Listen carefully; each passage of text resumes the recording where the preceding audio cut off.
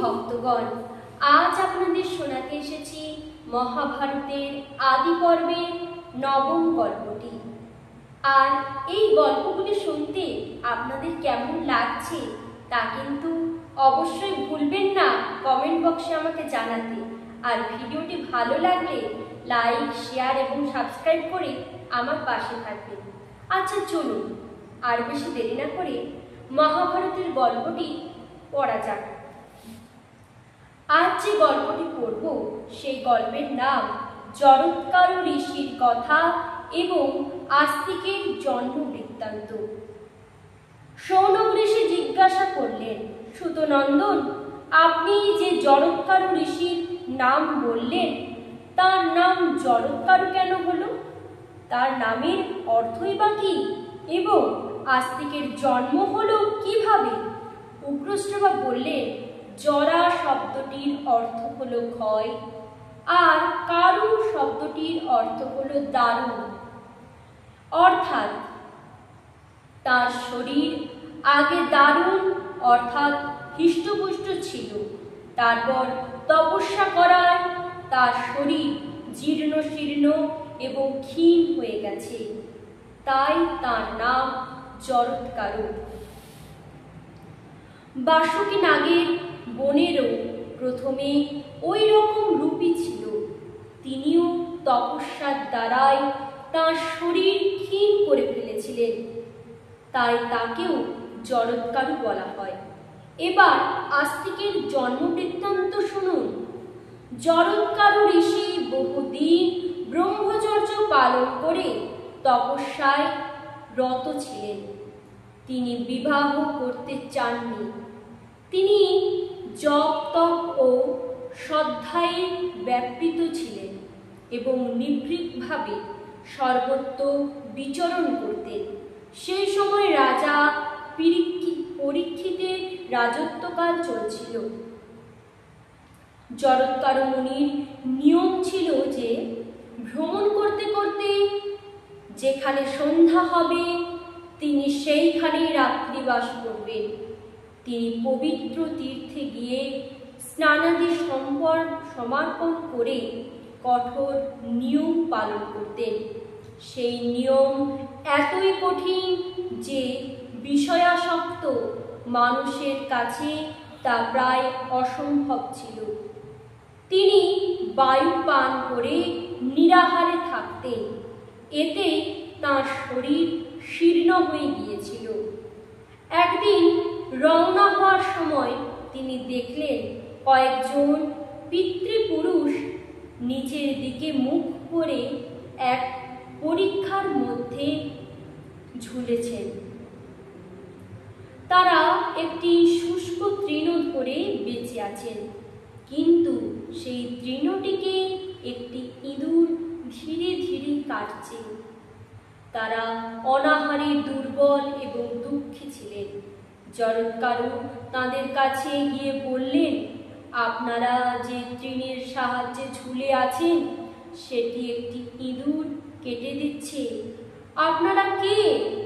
এই ঘাসটির মূল কেটে গেলে আপনারা মাথা নিচের দিকে করে পরীক্ষার মধ্যে পড়ে যাবেন। আপনাদের এই অবস্থা দেখে আমি খুব দুঃখ বোধ করছি।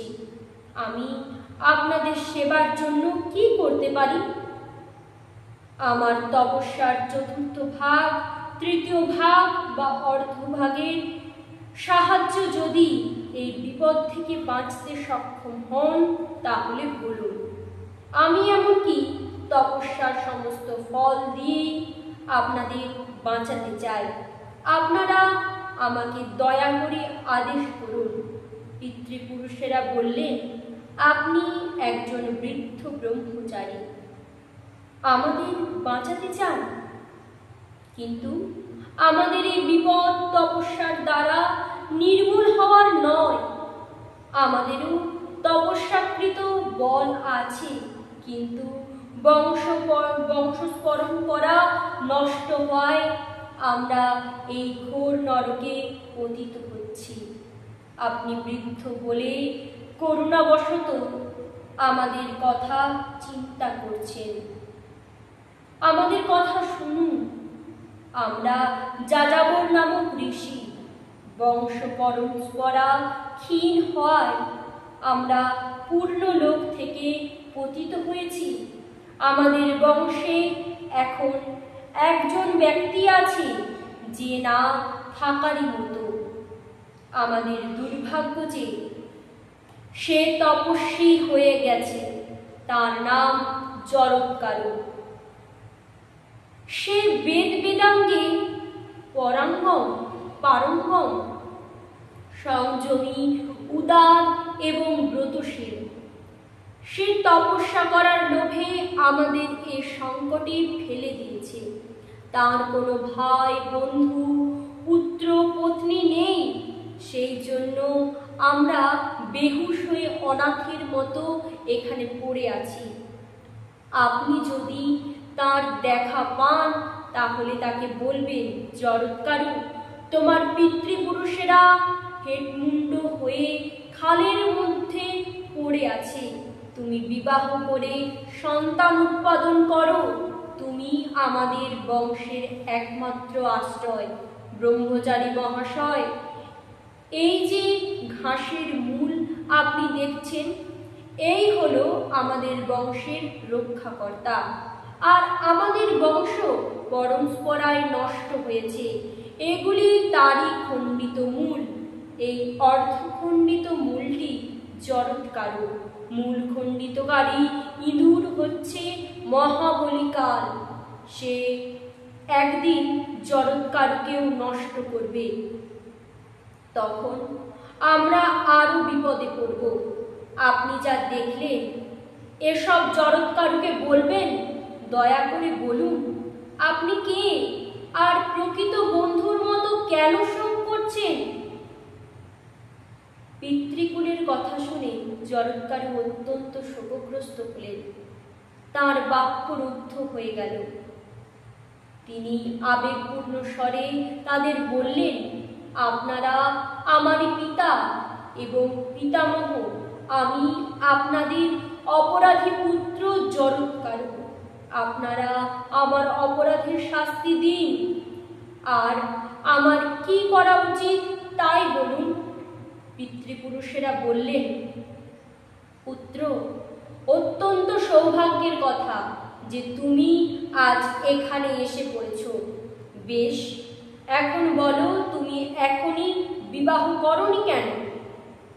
জরৎকারু বললেন, পিতামহ, আমার হৃদয়ে সবসময় এই ইচ্ছাই ছিল যে অখণ্ড ব্রহ্মচর্য পালন করে আমি স্বর্গ লাভ করব। আমি সংকল্প করেছিলাম যে আমি কখনো বিবাহ করব না, কিন্তু আপনাদের এইভাবে ছুটতে দেখে আমি ব্রহ্মচর্যের সিদ্ধান্ত বদল করেছি।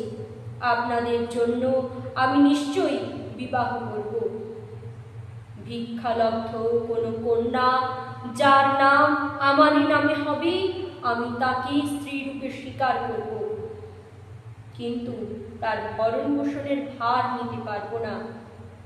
এইসব সুবিধা পেলেই বিবাহ করব, অন্যথায় নয়।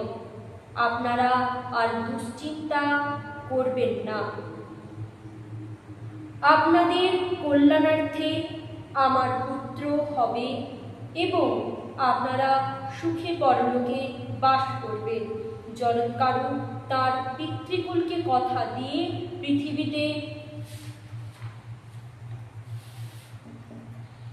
বিচরণ করতে লাগলেন, কিন্তু একে তো তাকে বৃদ্ধ বলে মনে করে না কেউ। কন্যা সমর্পণ করতে চাইল না, আর তার অনুরূপ কন্যা পাওয়া যাচ্ছিল না। তাই হতাশ হয়ে বনে প্রবেশ করে পিতৃপুরুষের হিতার্থে ধীরে ধীরে 3 বার বলতে লাগলেন, আমি একটি কন্যা প্রার্থনা করছি। এখানে যেসব চর অচর গুপ্ত প্রকটিত প্রাণী আছেন, আমার কথা শুনুন। আমি আমার পিতৃপুরুষের দুঃখ দূর করার জন্য তাদের প্রেরণায় একটি কন্যাকে ভিক্ষা চাইছি, যার আমার নামে নাম, যাকে ভিক্ষা ভিক্ষা হিসাবে আমাকে প্রদান করা হবে এবং তার ভরণ পোষণের ভার আমার ওপর থাকবে না, এরূপ কন্যা আমাকে প্রদান করুন। বাসুকী নাগের নিযুক্ত সর্প জরৎকারু ঋষির এই কথা শুনতে পেয়ে বাসুকীর কাছে গেলেন এবং বাসুকীর অতি শীঘ্রই তার ভগিনীকে নিয়ে এসে জরৎকারুর হাতে ভিক্ষারূপে প্রদান করলেন। জরৎকারু ঋষি তার নাম না জেনে এবং ভরণ পোষণের ভার নিতে হবে কিনা জেনে নিজের প্রতিজ্ঞা রাখতে তাকে বিবাহ করতে রাজি হচ্ছিলেন না। তিনি বাসুকীকে জিজ্ঞাসা করলেন, এর নাম কি? আরো বললেন, এর কি ভরণ পোষণ আমি এর ভরণ পোষণ করতে পারবো না। বাসুকী নাগ বললেন, এই তপস্বিনী কন্যার নামও জরৎকারু এবং ইনি আমার ভগ্নী। আমি এর ভরণ পোষণ এবং রক্ষণাবেক্ষণ করব। আপনার জন্যই আমি এতদিন এর বিবাহ দেইনি। জরৎকারু বললেন, আমি তার ভরণ পোষণ করব না, তাতে ঠিকই হলো। এছাড়াও আমার আর একটি শর্ত হলো, এই যে ইনি কখনো যেন আমার কোনো অপ্রিয় কাজ না করে, করলে আমি ওকে ছেড়ে চলে যাব। নাগরাজ বাসুকী তার শর্ত মেনে নিলে তারা বাসুকীর গৃহে গেলেন। সেখানে বিধিপূর্বক বিবাহ সুসম্পন্ন হল। জরায়ু ঋষি এবং তার স্ত্রী জরৎকারু ঋষি এবং তার স্ত্রী জরৎকারুকে নিয়ে বাসুকী একটি সুন্দর ভবনে বসবাস করতে লাগলেন। তিনি তার স্ত্রীকে শর্ত জানিয়ে দিলেন যে তিনি যেন কখনো তার রুচির বিরুদ্ধে কিছু না বলেন বা না করেন। তার স্ত্রী যদি তা করেন তাহলে জরৎকারু ঋষি তাকে পরিত্যাগ করে চলে যাবেন। জরৎকারু ঋষির স্ত্রী এই শর্ত মেনে নিলেন এবং পরম যত্নে স্বামীর সেবা করতে লাগলেন। সময় মতো তিনি গর্ভধারণ করলেন। দিন অতিবাহিত হতে থাকল। একদিন জরৎকারু ঋষি ক্লান্ত হয়ে তার পত্নীর কোলে মাথা রেখে শুয়ে ঘুমিয়ে পড়েছিলেন। সূর্যাস্তের সময় হলে ঋষি পত্নী ভাবতে লাগলেন, স্বামীর নিদ্রা ভঙ্গ করা ধর্মের অনুকূল হবে কিনা। ইনি অত্যন্ত কঠিনভাবে ধর্ম পালন করেন। একে জাগালে অথবা না জাগালে কোনোভাবে আমি অপরাধিনী হয়ে যাব না তো? জাগালে এর ক্রোধের ভয়, আর না জাগালে ধর্মলোপের আশঙ্কা। পরে তিনি ঠিক করলেন যে ঋষি ক্রোধ করলেও তাকে ধর্মলোপ থেকে রক্ষা করা স্ত্রীরই কর্তব্য। তাই তিনি অত্যন্ত কোমলভাবে বললেন, মহাভাগ উঠুন, সূর্যাস্ত হচ্ছে, স্নানাদি করে সন্ধ্যার্চনা করুন। এখন পূজা পাঠ করার সময়। পশ্চিম গগন রক্তিম বর্ণ ধারণ করেছে। ঋষি জরৎকারুর নিদ্রা ভঙ্গ হল। ক্রোধে তার ঠোঁট কাঁপছিল। তিনি বললেন, সর্পিণী, তুমি আমায় অপমান করেছ। আমি আর তোমার সঙ্গে থাকবো না। যেখান থেকে এসেছিলাম সেখানে চলে যাব। আমি নিশ্চিন্তভাবে জানতাম আমি ঘুমিয়ে থাকলে সূর্য কখনোই অস্ত যেতে পারে না। অপমানিত হয়ে থাকা সম্ভব নয়। এখন আমি চললাম। স্বামীর এই হৃদয় বিদারক কথা শুনে ঋষি পত্নী কম্পিত গলায় বললেন, প্রভু, আমি আপনাকে অপমান করার জন্য ঘুম থেকে জাগিয়ে তুলিনি। আপনার ধর্মের যাতে কোনো ক্ষতি না হয় সেই জন্যই আমি এই কাজ করেছি।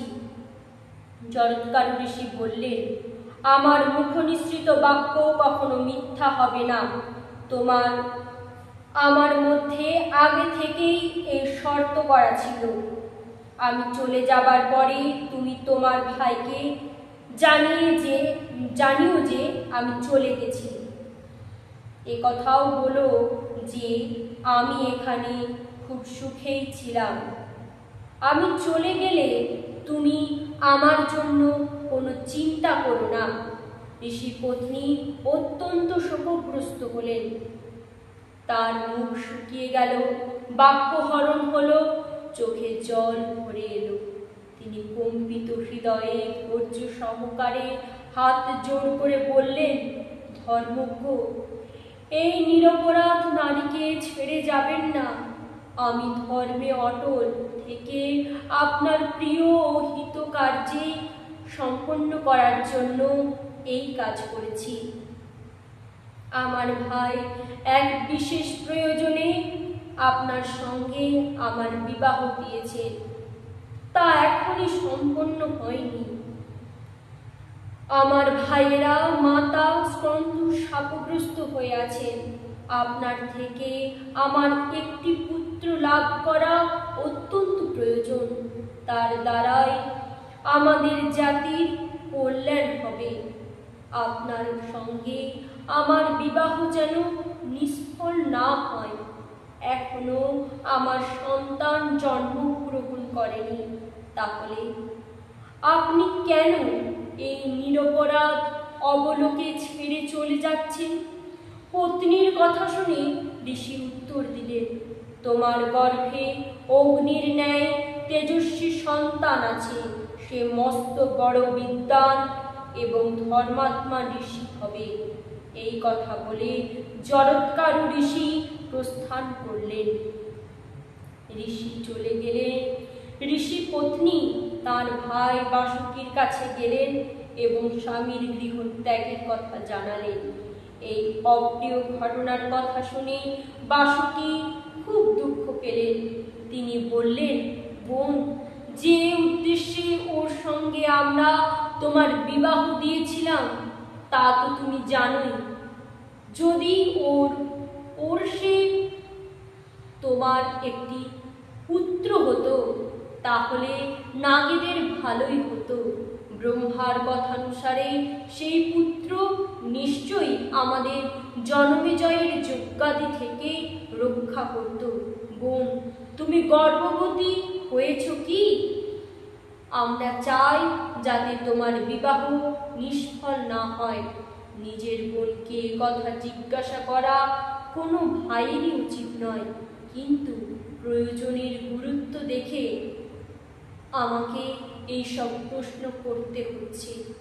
আমি জানি উনি যখন একবার চলে গেছে তখন তাকে ফিরিয়ে আনা অসম্ভব। আমি তাকে একথা বলেওছিলাম, বলতেও পারছি না। পাছে তিনি আমাকে অভিশাপ দেন। বোন, তুমি আমাকে সব কথা জানিয়ে আমার আশঙ্কা দূর করো। ঋষি পত্নী তার ভাই বাসুকীকে বললেন, ভাই, আমিও তাকে একথা বলেছিলাম। তিনি জানিয়েছেন আমি গর্ভধারণ করেছি। উনি হাস্যস্থলেও কখনো মিথ্যা কথা বলেননি। উনি হাস্যস্থলেও কোনো মিথ্যা কথা কখনো বলেননি। তাই এই সংকটের সময়ও তার কথা কখনো মিথ্যা হবে না। যাওয়ার সময় উনি আমাকে বলেছেন, নাগকন্যা, তোমার প্রয়োজনের বিষয়ে চিন্তা করো না। তোমার গর্ভে অগ্নি এবং সূর্যের ন্যায় পুত্র আছে। তাই তুমি মনে করো কোনো দুঃখে যেন তুমি কখনো থেকো না, মনে কোনো দুঃখ কখনো রেখো না। এই কথা শুনে বাসুকী অত্যন্ত প্রসন্ন হয়ে স্নেহ সহকারে বোনকে যত্ন আদর করতে লাগলেন। আর ঋষি পত্নীর গর্ভে শুক্লপক্ষের চাঁদের মতো সন্তান বাড়তে লাগল। যথাসময়ে বাসুকীর বোন জরৎকারুর গর্ভ থেকে এক দিব্য কুমার জন্মগ্রহণ করলেন।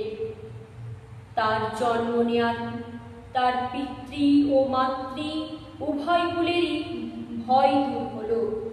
ক্রমশ বড় হলে তার চেবন মুনির কাছে বেদ অধ্যয়ন করলেন।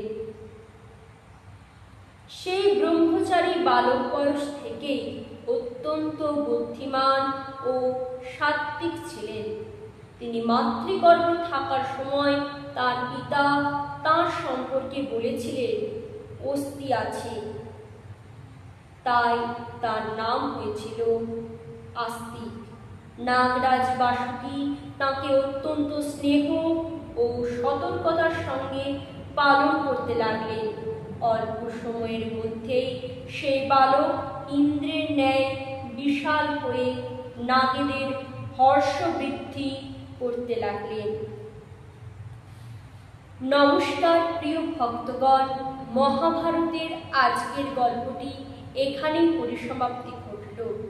আর এরকম মহাভারতের নতুন নতুন গল্প শুনতে অবশ্যই আমাদের চ্যানেলে প্রতিদিন 6:30টার সময় চোখ রাখতে ভুলবেন না কিন্তু, এরকম নতুন নতুন মহাভারতের গল্প শুনতে। ততক্ষণ আপনারা সকলে ভালো থাকুন, সুস্থ থাকুন, সাবধানে থাকুন। ধন্যবাদ।